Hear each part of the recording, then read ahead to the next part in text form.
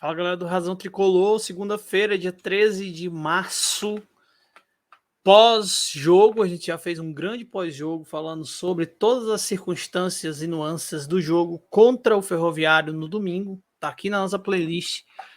Mas a gente já analisa que temos uma curva descendente do Fortaleza na temporada. Muitos atletas não estão rendendo o que poderiam. Muitos atletas estão deixando a desejar em alguns momentos. Se a gente cortar esses últimos 3 jogos, o Fortaleza nem de longe foi um time que nós esperávamos dentro desse começo de temporada. O que fazer? Vamos tentar conversar aqui para a gente entender um pouco o que está acontecendo. Vamos cortar esses 3 jogos, mas vamos olhar uma temporada por inteiro.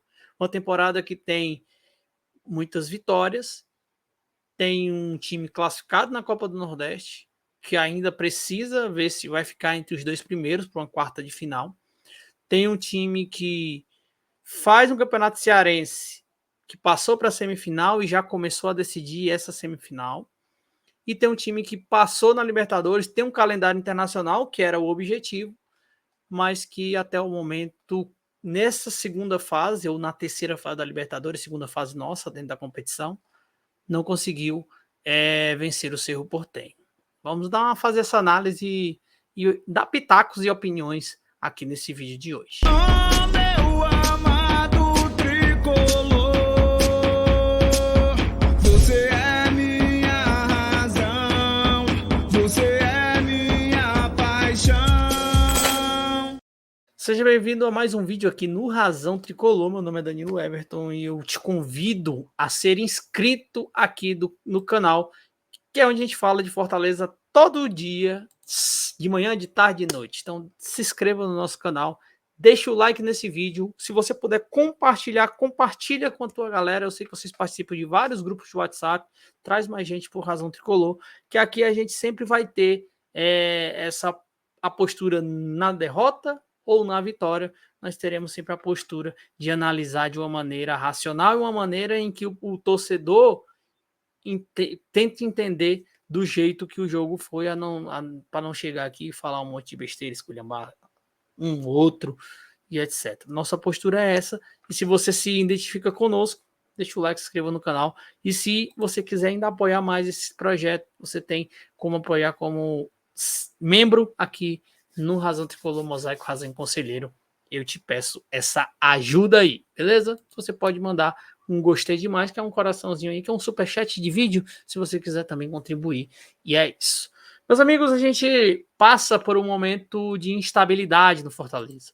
Fortaleza fez um grande elenco, fez um grande time, fez um time que poderia render muito mais do que rendeu, que está rendendo neste momento da temporada, mas que os objetivos estão se caminhando. O objetivo está correndo, não está deixado para trás.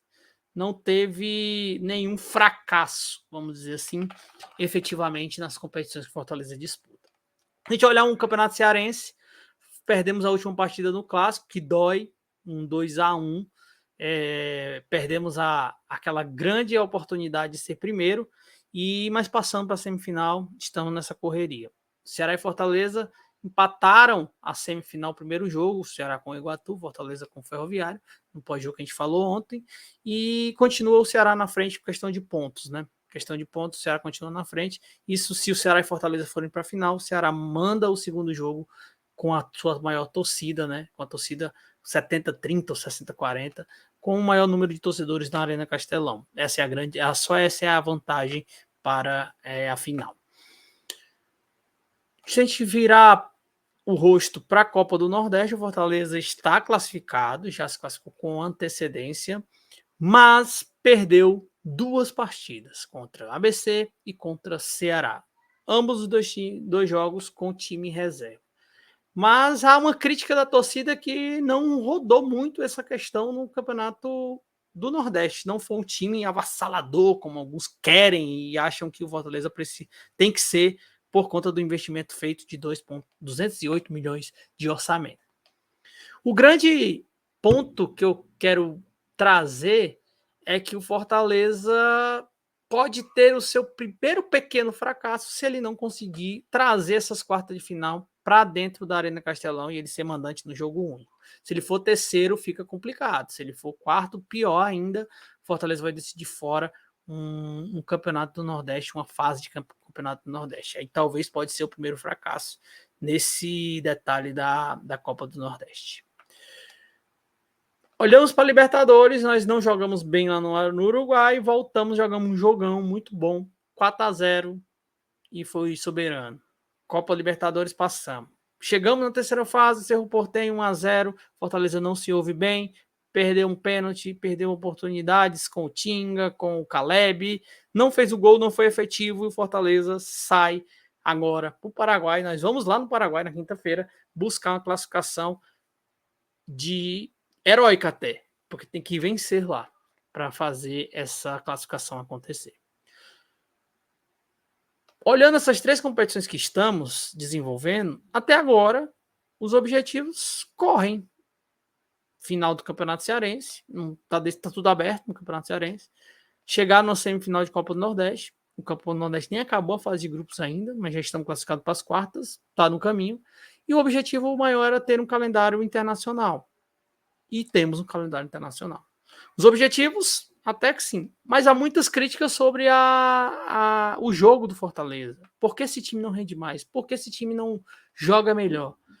E eu quero pensar que o Fortaleza, em 2022, tinham as mesmas críticas. O Fortaleza é melhor, o Fortaleza está na Libertadores, o Fortaleza precisa jogar mais. E o Fortaleza foi empilhando os seus adversários. Ele foi campeão invicto no Nordeste, ele foi campeão invicto no Campeonato Cearense. Esse fato não existe. Agora, Fortaleza tem derrotas. Tem 2 do Clássico, uma do Cerro e uma também do ABC. E parece-me que a torcida aumentou o sarrafo, assim como o elenco aumentou o sarrafo. E as críticas da torcida elevaram nesse quesito.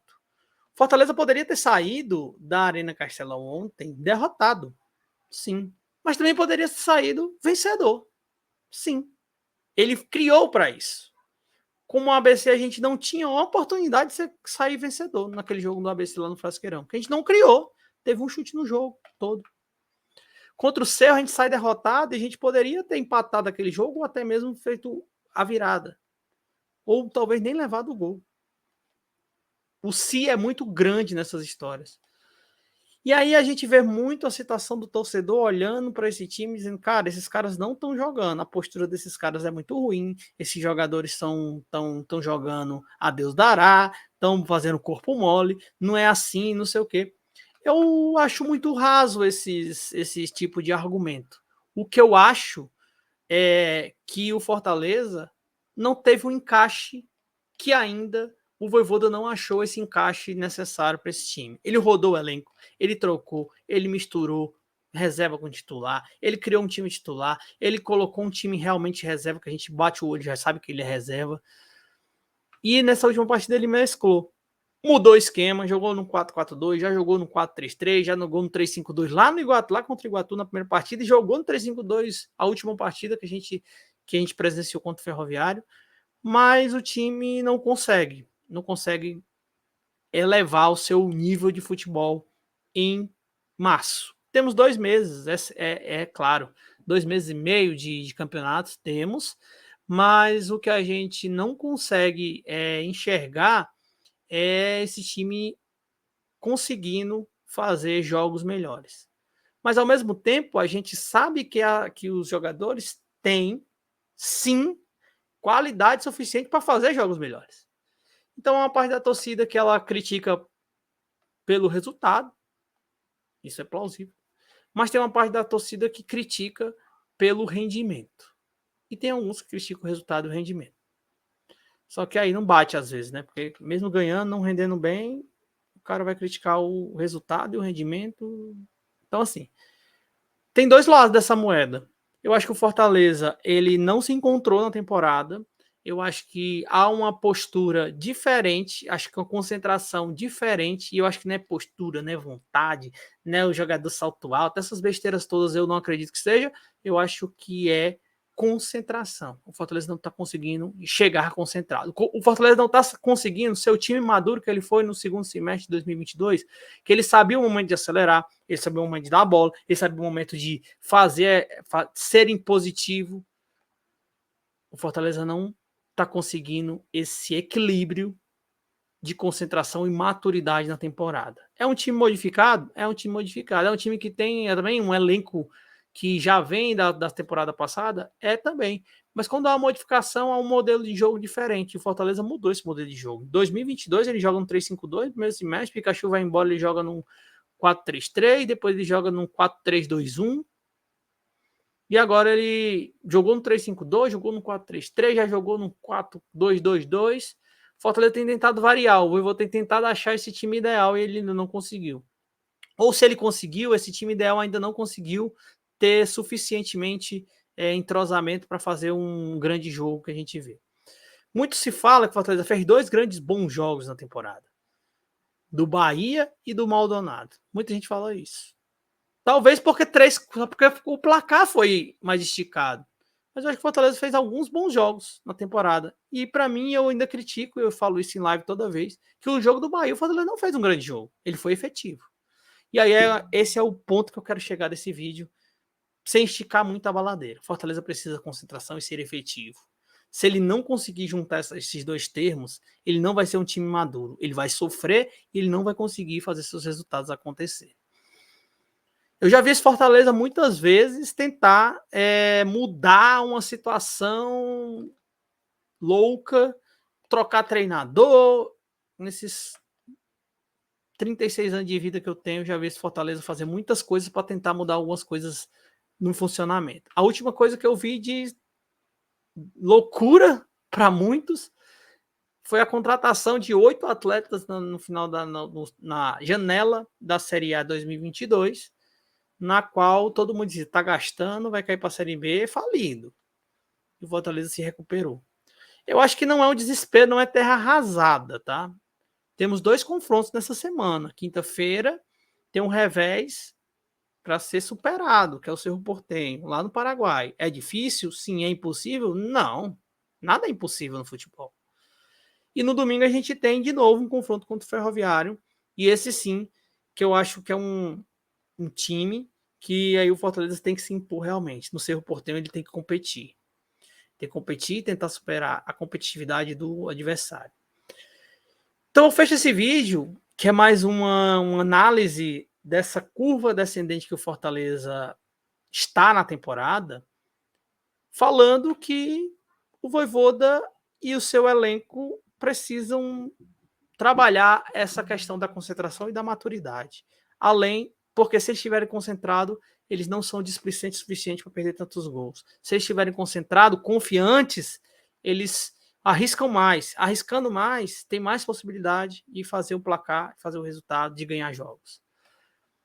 E eu acho que esse time vai se colocar mais à prova novamente para esse confronto contra o Cerro Porteño e contra o Ferroviário no domingo. Vojvoda, na coletiva que a gente passou nesse pós-jogo, que a Priscila estava lá transmitindo ao vivo, falou: tivemos a posse de bola, não conseguimos ser efetivos e perdemos muitos gols. Ele sabe o que aconteceu. Ou ele sabe o que deixou de acontecer para que o Fortaleza saísse vitorioso desse jogo contra o Ferroviário. Mesma coisa do Cerro. Ele fala na coletiva final de jogo do Cerro que o Fortaleza não conseguiu ser efetivo nas suas bolas decisivas da partida. Esse discurso tem que se modificar e tem que ser uma receita, ou pelo menos tem que ser algo que precisa ser trabalhado no elenco para essa semana. Essa semana tem 2 decisões e eu acredito muito no meu time. Eu acredito muito no Fortaleza. As críticas que eu faço é como torcedor, é como analista aqui no canal do Razão Tricolor. Mas eu nunca posso torcer para dar errado. Se eu torcer para dar errado, é a minha falência como torcedor. Eu tenho que criticar. Eu tenho que cobrar. Tenho. Porque eu sou sócio, torcedor. Eu posso cobrar o meu time. E quem não é sócio pode cobrar também do mesmo jeito. Porque é torcedor do Fortaleza. Mas eu preciso analisar que esse time tem para onde crescer. E esse é o alento, essa é a circunstância e essa é a nossa esperança e confiança em que quem está lá pode fazer esse time render mais. Maturidade, concentração. Com isso, as duas coisas, as finalizações são melhores, o toque de bola é melhor, a intensidade é elevada. E eu acho que ficam essas as lições, no meu ponto de vista, no meu olhar para essa semana, que o Voivoda precisa trabalhar nesse elenco. Além de acertar quem está melhor neste momento. Quem está melhor nesta semana. Fisicamente, psicologicamente. Quem está melhor tem que entrar. E aí o torcedor vai ter um choque. Ou pode ter um choque se ele modificar esse time que na cabeça, nossa cabeça aqui do lado de cá, tá como titular. Mas se for para o bem de Fortaleza, eu acho que ele tem que fazer. Tem que sair daquele papel riscado que é o esboço de um time titular para, sem dúvida, fazer um time titular. Isso é muito difícil, principalmente no treinador, porque ele vê o dia a dia. Nós não vemos o dia a dia, nós não sabemos o dia a dia. Nós apenas vemos os jogos e as notícias que chegam até nós. Então, Voivoda e elenco. Esse é o momento de aplicarem a maturidade e a concentração, porque eu sei que o Fortaleza pode e deve e conseguirá se ele aplicar essas duas coisas. Lembrando que tem outro adversário que joga do mesmo jeito, que quer tanto quanto Fortaleza, mas eu acho que o nosso time é muito bem qualificado para dar essa volta e a volta na Libertadores, porque aqui no Campeonato Cearense tá aberto demais. Na Libertadores vai precisar dessa maturidade, dessa concentração e cabeça no lugar para a gente tentar virar essa partida contra o Cerro Porteño. Que aí vem a confiança, vem a intensidade e talvez a gente chegue muito mais leve no domingo e a gente consiga fazer outro grande jogo, porque eu espero que a gente fazer um grande jogo na quinta-feira, tá bom? Essa é a minha análise dessa curva descendente do Fortaleza e eu queria te pedir para você deixar o like, se inscrever no canal, comentar aqui embaixo o que você achou das minhas percepções, lembrando, minhas percepções, vocês podem ter outras percepções, mas no futuro eu e você, todos nós queremos torcer e que o Fortaleza vá muito bem nessa semana, principalmente, porque está muito perto, quinta-feira, Paraguai, domingo, Arena Castelão, rumo ao pentacampeonato inédito na história do Campeonato Cearense. Valeu? Deixa o like, se inscreva no canal e já te convido para seguir o nosso Instagram. Lá a gente vai fazer muito vídeo, uma cobertura legal lá do Paraguai nesse jogo dificílimo, mas plausível para o Fortaleza na Copa Libertadores da América. Cheiro no coração, meus amigos, eu encontro vocês hoje 9h30 no Balanço do Leão. Eu e Pri estaremos aqui conversando sobre Fortaleza, sobre tudo isso que eu comentei aqui e sobre o jogo de ontem também. E já virando essa página para nós falarmos de Cerro Porteño na quinta-feira. Grande abraço, boa segunda para você, que todos os seus planos, todos os seus negócios hoje deem certo. E é isso que a gente deseja daqui. E te esperamos 9h30 aqui também no Razão Tricolor para falarmos sobre Leão. Cheiro no coração, tamo junto.